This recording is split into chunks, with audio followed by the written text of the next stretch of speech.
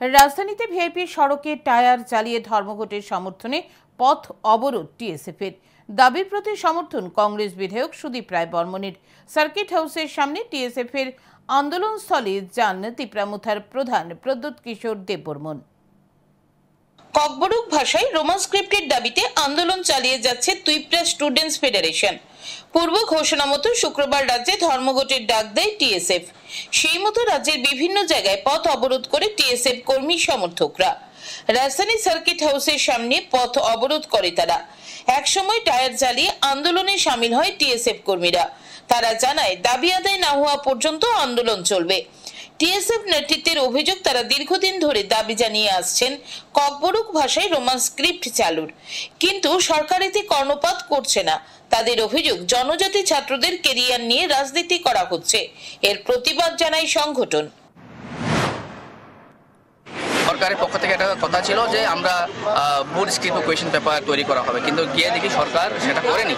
তো আমরা সরকারকে এটাই দাবি করেছিলাম যে আমাদের ছাত্ররা যেহেতু রোমান স্ক্রিপ্ট কোয়েশ্চেন পেপার সেটা চায় এবং রোমান স্ক্রিপ্ট ওরা লিখতে চায়, তো ওদের অধিকারটা দেওয়া হোক, সেই ফান্ডামেন্টাল রাইট ওদেরকে দেওয়া হোক। তো আমরা জানি যে ফান্ডামেন্টাল রাইট যখন ব্রেক করা হয় তখনই আমরা এই স্ট্রাইকের আন্দোলনটা আমরা হাতে নিতে হয়। তো আজকে এই জন্য আমরা টিএসএফ ইন্ডিপেন্ডেন্স স্ট্রাইকে আমরা দাঁড়িয়েছি। এদিকে এদিন বিধানসভায় শুরু হয় বাজেট অধিবেশন।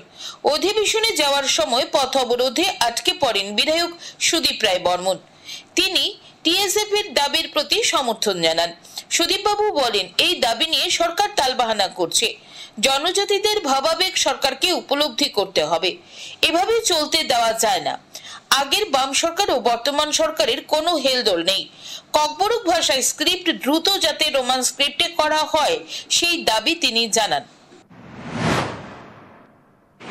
সরকার, আগের সরকারও দেখলাম তাদের কোনো হেলদোল নেই, বর্তমান সরকারকেও দেখছি এখন আরেকটা নতুন একটা স্ক্রিপ্ট, দেবনাগরী স্ক্রিপ্ট ওরা নিয়ে এসছে। তো এতে তো একটা কনফিউশন। আমরা পুরোপুরি এই ডিমান্ডটাকে সমর্থন করি যে ককবরক ভাষার স্ক্রিপ্ট অতি দ্রুত রোমান স্ক্রিপ্টে যেন নির্ণয় করা হয়, সরকারের কাছে দাবি জানাচ্ছি। এদিকে সার্কিট হাউসের সামনে ছাত্র সংগঠনের আন্দোলন স্থলে যান তিপ্রামুথার প্রধান প্রদ্যোৎ কিশোর দেববর্মন। তিনি আন্দোলনকারীদের সঙ্গে অবরোধে বসেন। তিপ্রামুথার প্রধান জনজাতি ছাত্রদের দাবির প্রতি পূর্ণ সমর্থন জানান। তিনি বলেন, এটা ন্যায্য দাবি। তিনি বলেন, আমার কাছে তিপ্রাসা আগে।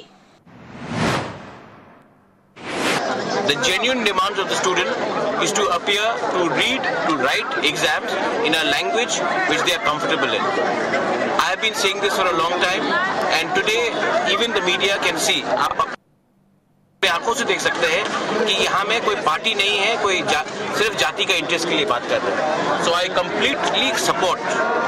completely support the demand of the students. ये genuine demand है। এদিকে টিএসএফ এর কর্মী সমর্থকরা বিভিন্ন জায়গায় জাতীয় সড়ক অবরোধ করে। জনজাতি এলাকায় কোথাও কোথাও বন্ধ ছিল স্কুল অফিস। সড়ক অবরোধের ফলে আটকে যায় যানবাহন। ভোগান্তির শিকার হন অফিস কর্মচারী সহ ছাত্রছাত্রীরা।